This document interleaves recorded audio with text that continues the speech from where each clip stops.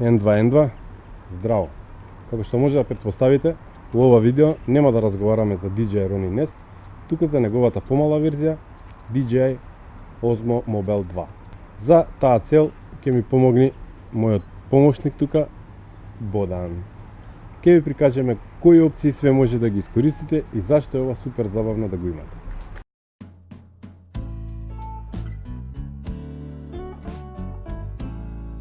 Пред да го имам DJI Osmo Mobile 2, моите видеа се состоја од еден статив или монопод и камера на него и толку беше. Додека пак после DJI Osmo Mobile 2, видеата стануваат поинтересни. Follow фокусот може да видите како го прати Бодан, се губи од време на време, меѓутоа може да се изведат многу добри кадри и добро е за линијата, значи човек може да ослаби. Хипермоушенот е одличен, после ќе го подетално ќе го изгледаме, како стоп моушенот исто со неколку позиции. Флешбек.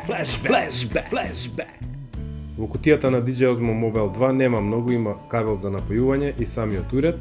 Многу корисна работа е штрафот на дното на уредот. Јас на него најчесто ја имам закачена оваа основа, со која што е одличен уредот. Сега треба да го направиме балансирањето. Јас користам еден S7 Edge.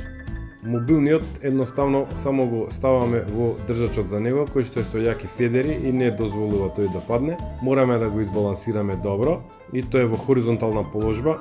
Еве, ова ни е првото балансирање. И второто балансирање кој што го вршиме со помош на тој штраф тука. И штом го направиме тоа, бидејќи мобилните не ги менуваме секој ден, на таа позиција може да го ставиме гимбалот секогаш кога ни треба, одма да го наместиме.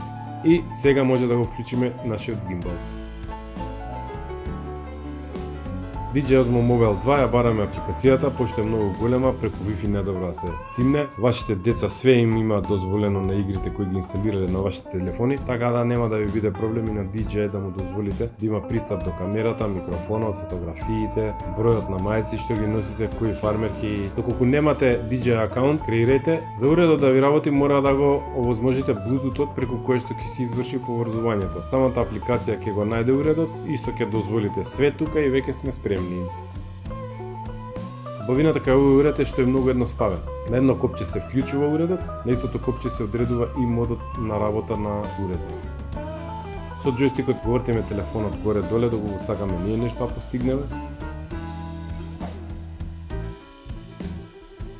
Оваа диода, кога свети зелено, ни ги следи движењата на раката. Доколку диодата свети жолто, тогаш телефонот е заклучен во една позиција. Кога не е заклучен телефонот, што и да правиме со движењата, тој останува на иста позиција. Доколку два пати притиснеме на копчето за вклучување, телефонот се доаѓа на првобитната позиција. Зум копчето се користи за дигиталниот зум на вашиот телефон, што не е баш многу најдобар. Напојувањето се врши преку микро USB порт, сите телефони го имаат тоа.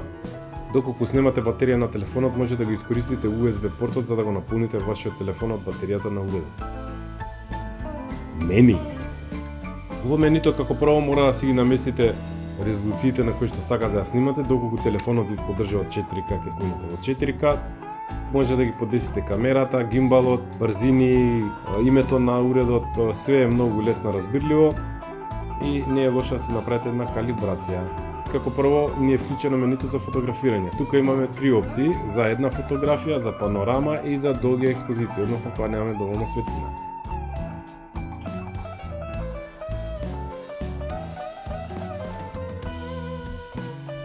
Овој уред најмногу ќе го користиме за неговите видео способности.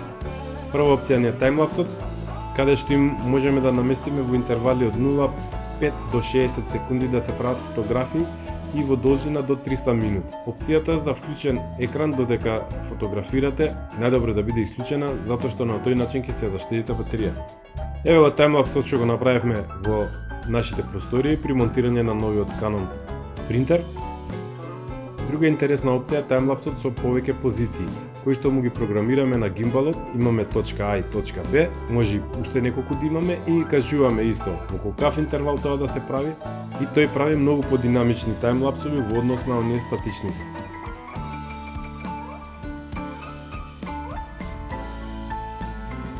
Но најинтересна опција за мене е хиперлапсот.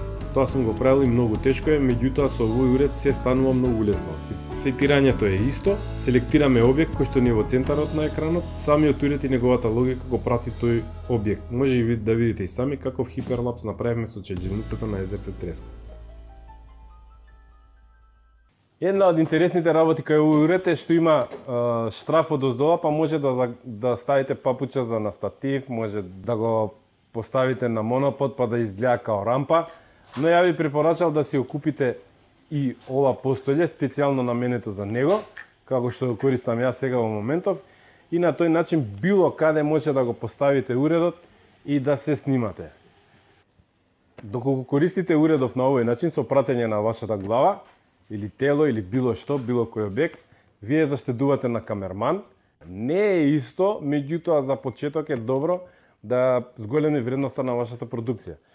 Затоа, доколку сте блогер, влогер, или онака си се снимате по дома, почастете се за нова година, еден DJI Osmo Mobile 2, ќе ви биде многу забавно и ќе видите дека и кај вас на секој ваше патување се почесто ќе го наоѓате овој уред во вашата торба. Thank you, goodbye.